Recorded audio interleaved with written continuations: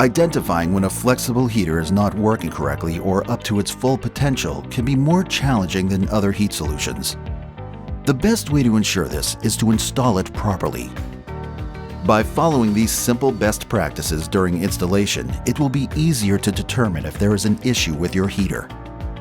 Begin by checking your heater over carefully to ensure there are no bubbles or creases on its surface.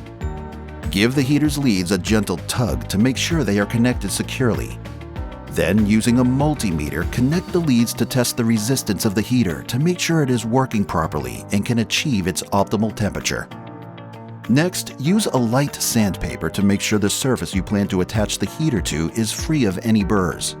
When finished, wipe down the surface with a reagent-grade solvent like heptane for oily surfaces and isopropyl alcohol for plastics.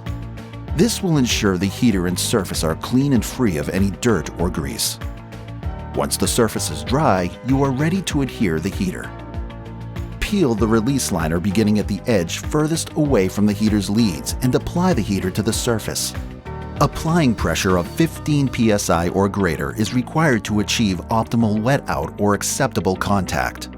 A handheld roller or J-roller is an ideal tool for this. If you have followed these steps when installing your heater, identifying when your heater is working properly is a lot easier. To learn more, visit our website.